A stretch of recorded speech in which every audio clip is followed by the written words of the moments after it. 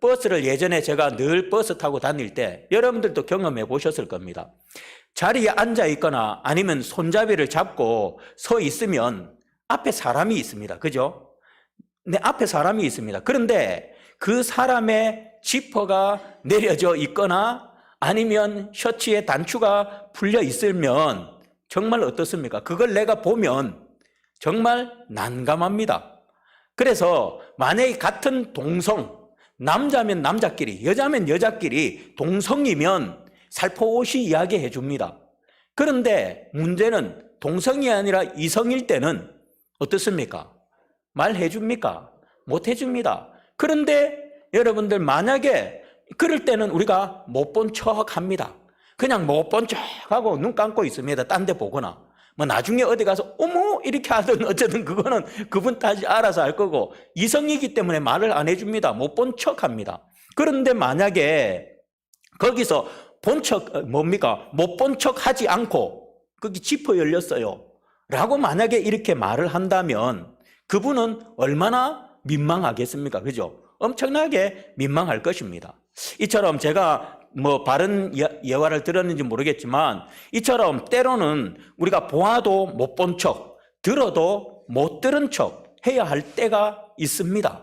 그런데 어떤 사람들은 못 본 척, 못 들은 척 해야 되는데 막 들은 거 다 하고 다 하는 분들도 계시지만 어쨌든 우리가 살아가다 보면 못 본 척, 못 들은 척 해야 할 때도 있습니다.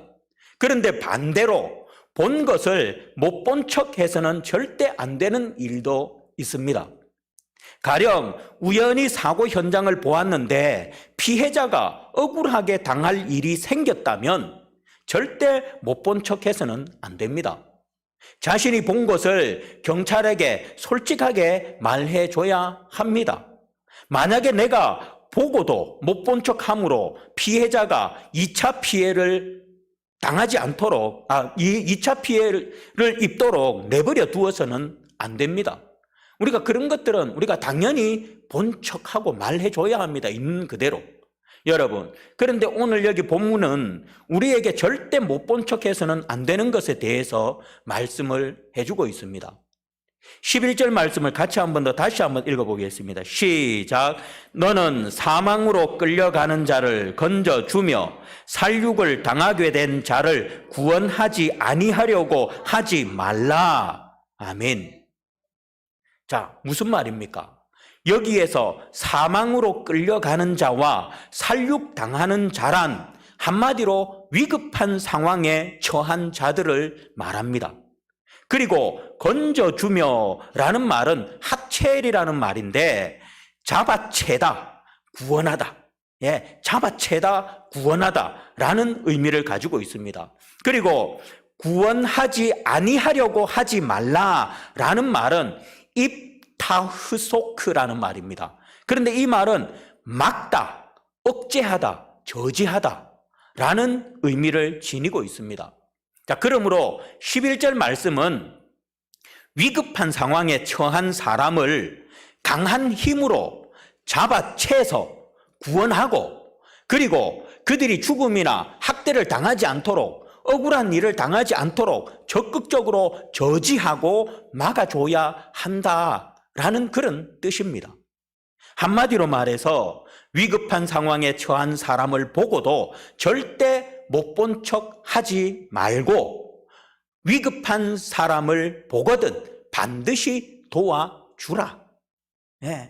못 본 척 하지 말고 위급한 사람을 보거든 못 본 척 하지 말고 반드시 도와줘야 된다. 도와주라 라고 그렇게 주라는 말입니다. 오늘 이 말씀을 영적으로 보도록 하겠습니다. 저와 여러분, 오늘날 하나님을 떠나서 하나님을 알지 못해 사망으로 끌려가는 자들과 멸망당하게 된 자들이 얼마나 많이 있습니까?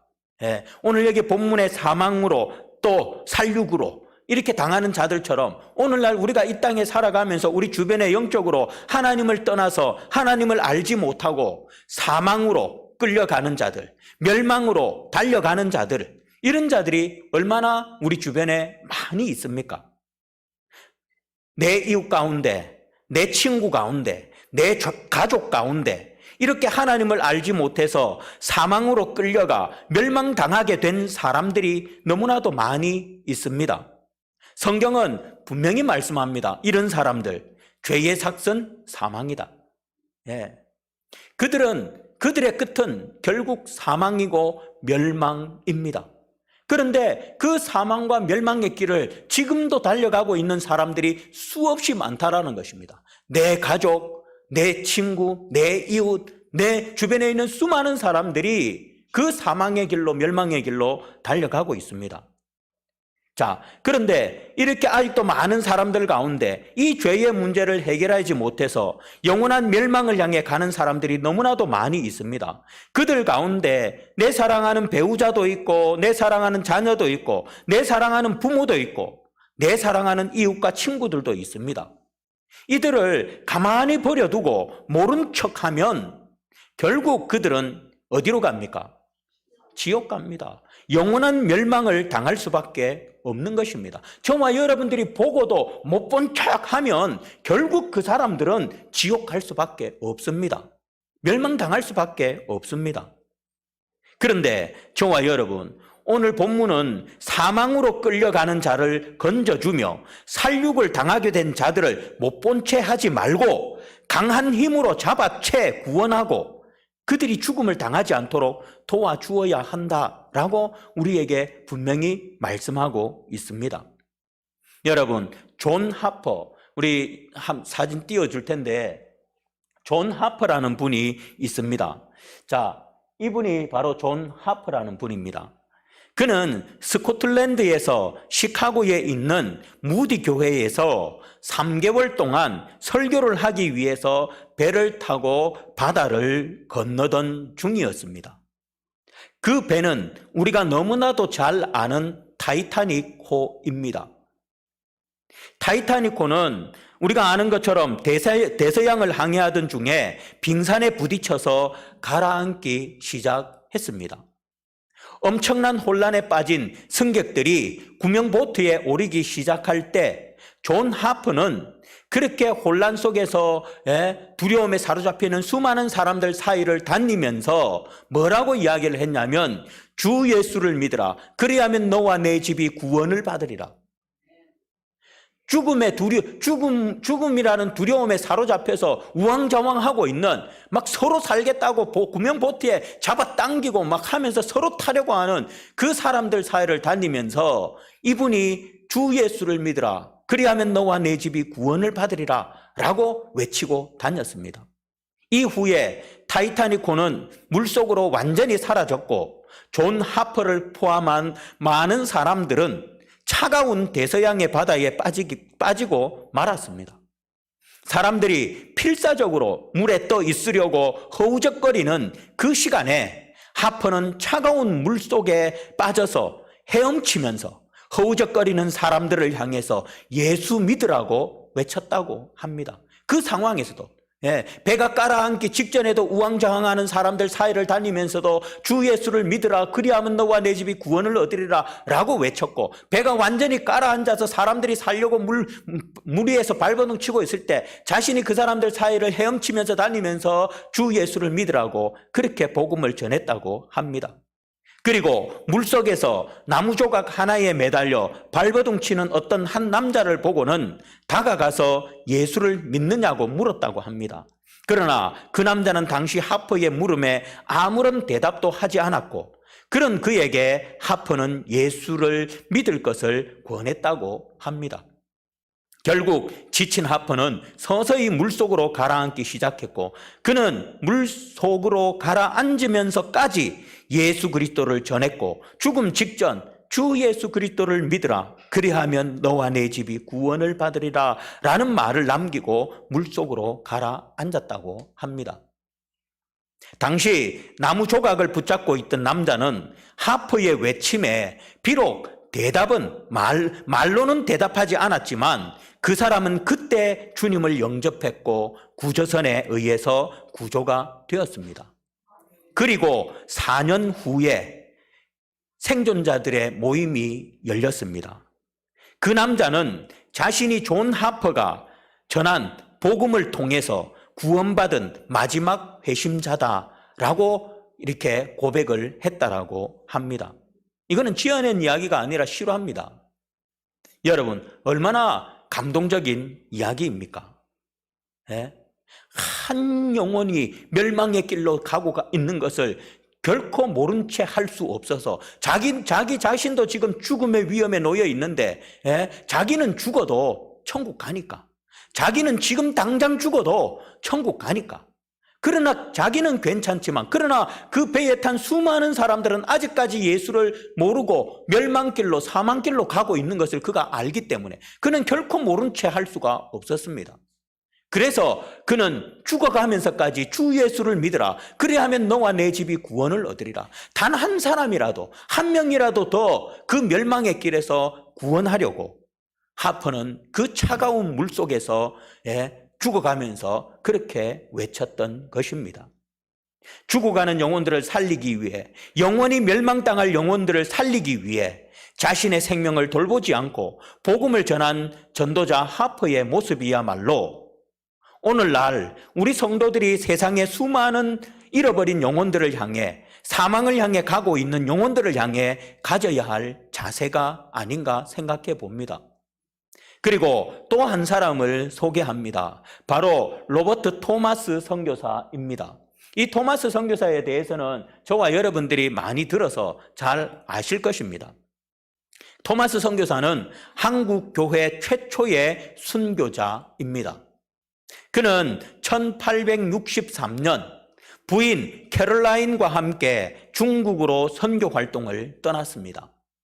그는 중국 상해에서 선교 활동을 하다가 그만 중국에 도착한 지 4개월 만에 4개월 만에 너무나 사랑하는 그의 아내를 잃게 됩니다.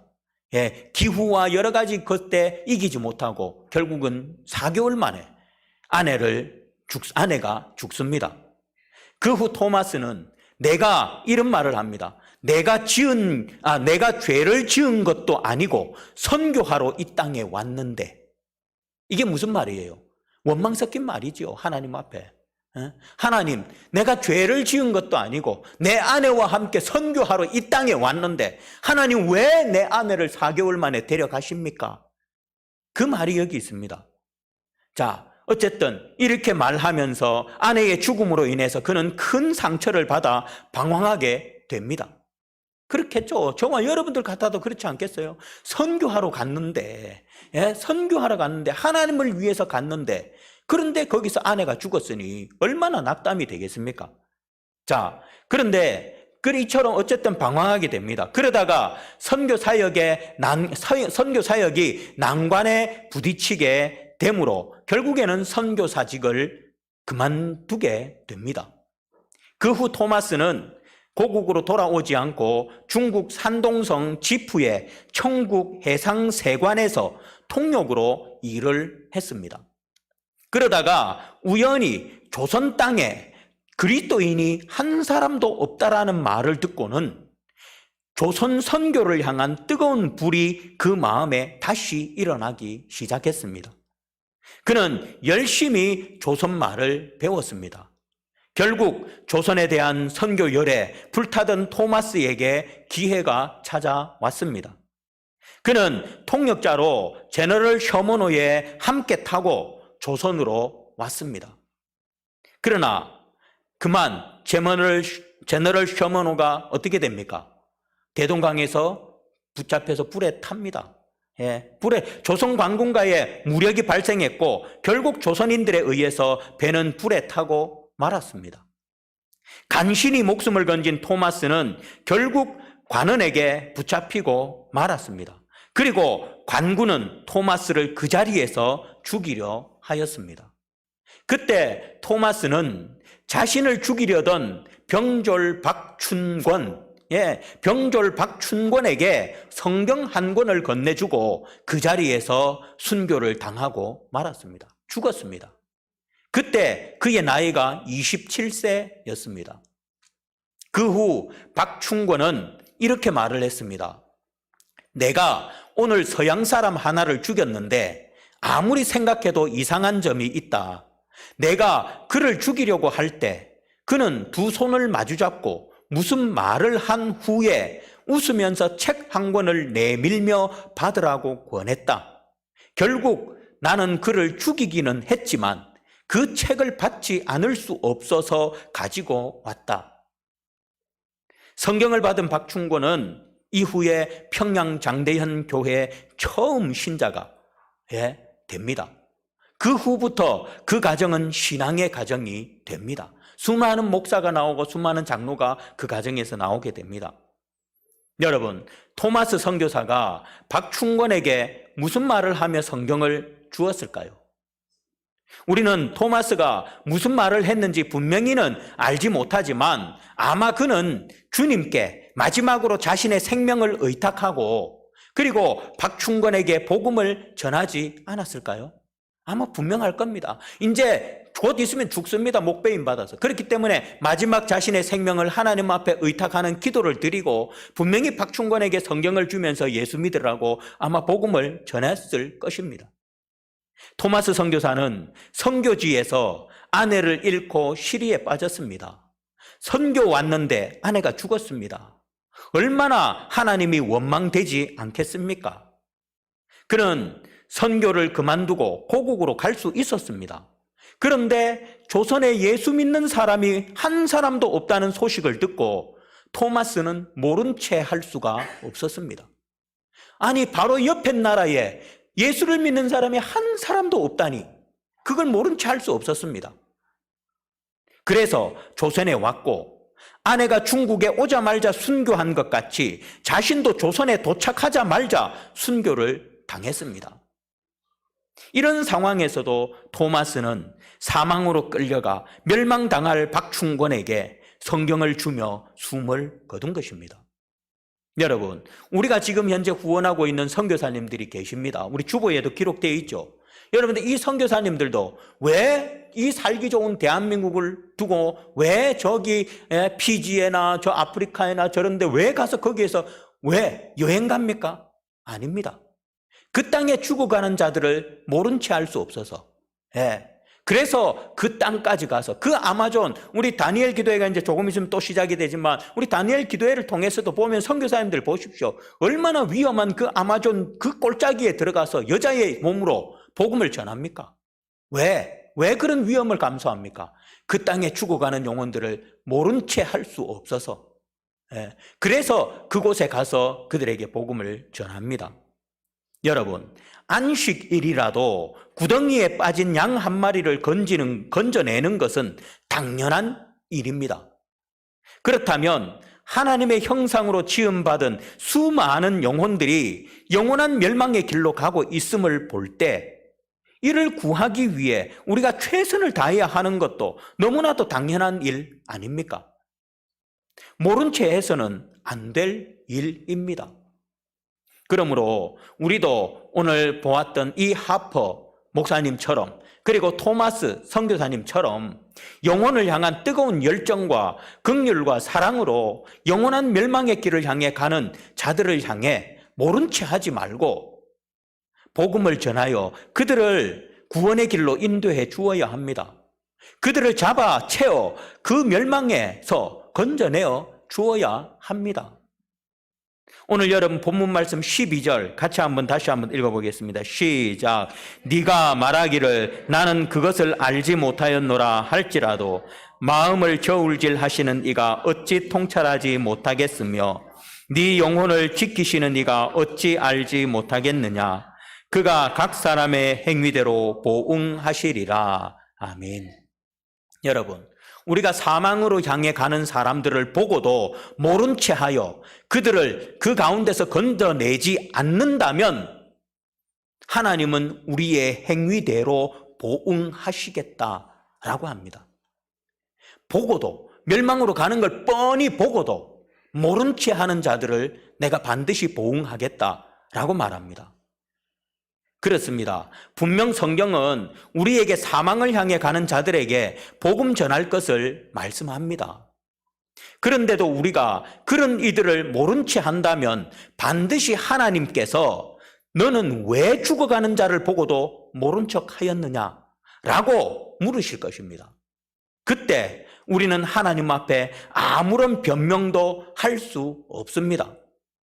본문의 내용처럼 나는 그것을 알지 못하였습니다 라는 변명이 통하지 않는다는 것입니다. 왜입니까?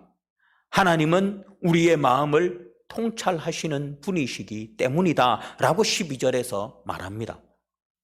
그런데 여러분, 본문에서 가리키는 이 책망받는 사람은 강도나 살인자와 같이 사람을 죽이거나 빼앗지 않았습니다. 또한 사망으로 끌려가는 자와 살육을 당하게 된 자를 보면서 기뻐하거나 해를 가한 사람도 아닙니다. 단지 그가 당하는 어려움을 외면했을 뿐입니다. 그런데 하나님은 그가 당하는 어려움을 외면했을 뿐인데도 오늘 본문은 그에게 하나님의 심판이 임할 것이라고 말씀하고 있는 것입니다. 다시 말해서 저와 여러분들이 멸망으로 향해 가는 자들을 멸망으로 가라고 부추기는 것도 아니고 그들이 멸망으로 가는 것을 보고 기뻐하는 것도 또 그들이 구원받으려는 것을 방해하는 것도 아닌데 단지 그들을 외면했을 뿐인데 하나님은 그런 사람들을 향해서도 심판하시겠다. 네. 우리가 구원받지 못한 사람, 멸망길로 가는 사람들을 보면서 기뻐한 것도 아니고 그들이 구원받으려는 거 우리가 방해한 것도 아니고 아닌데도 불구하고 하나님은 우리를 심판하시겠다는 거예요. 왜? 외면했기 때문에. 그냥 모른 척했기 때문에.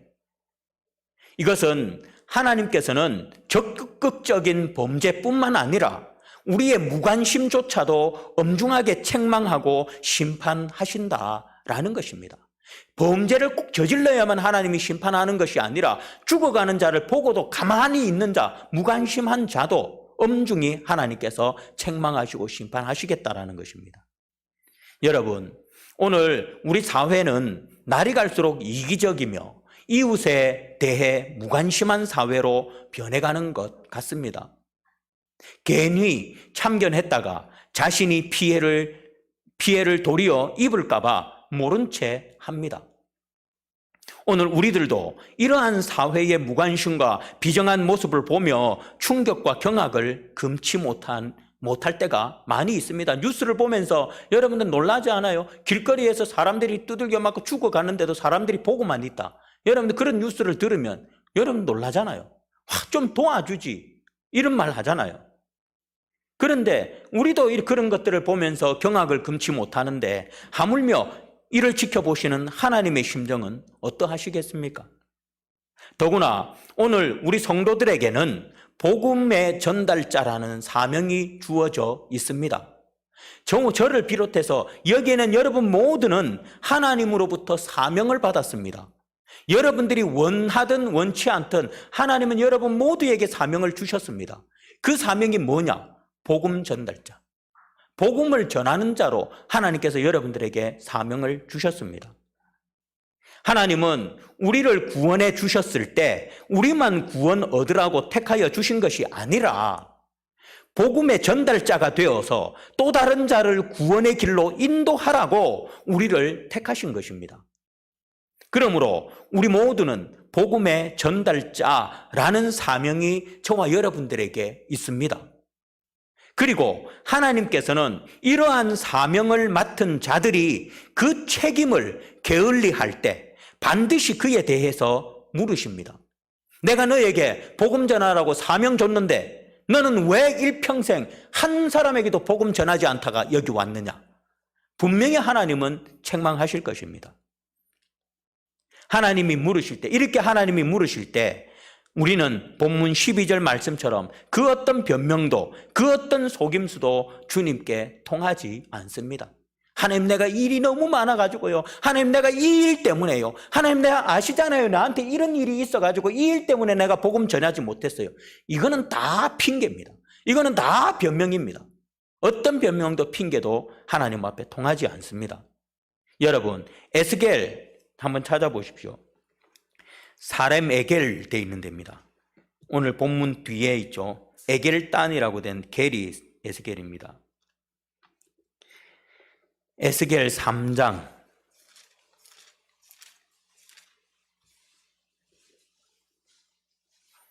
에스겔 3장 구약성경 1153페이지, 구약성경 1153페이지, 에스겔 3장 17절 18절 말씀 같이 한번 읽어보겠습니다. 시작. 인자야, 내가 너를 이스라엘 족속의 파수꾼으로 세웠으니 너는 내 입의 말을 듣고 나를 대신하여 그들을 깨우치라.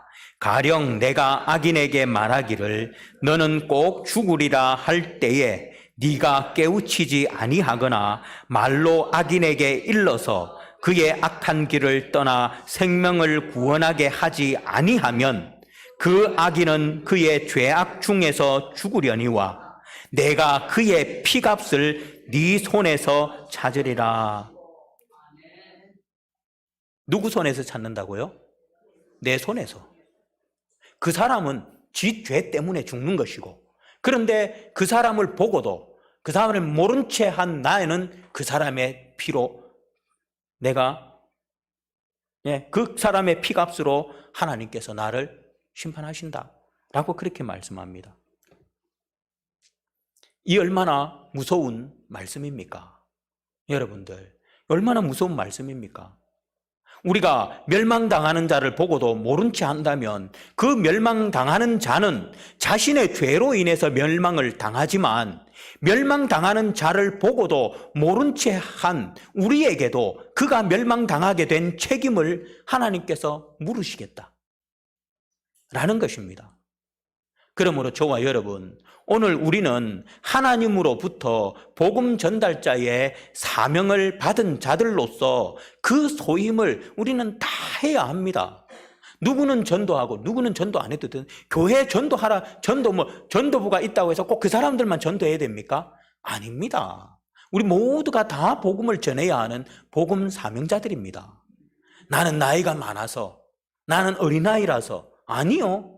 나이가 많든 나이가 적든 우리는 다 복음을 전해야 할 복음 전달자들입니다. 하나님은 우리의 입술을 통해서 복음을 전하십니다. 구원시키려 합니다. 그런데 우리가 입을 딱 다물고 있으면 결국 그 사람은 죽습니다. 그런데 그 사람이 죽는 것은 그 사람의 죄 때문에 죽는 것이지만, 그러나 그 사람의 피를 하나님은 나에게 묻겠다라는 것입니다. 만약에 소임을 다하지 우리가 못할 때, 또 여러분들 한번 찾아보십시오. 이사야 앞에입니다. 오늘 본 앞에 아사렘 돼 있는데 사가 이사야입니다. 이사야 56장.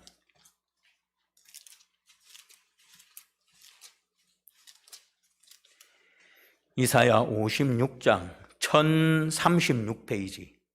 구약성경 1036페이지.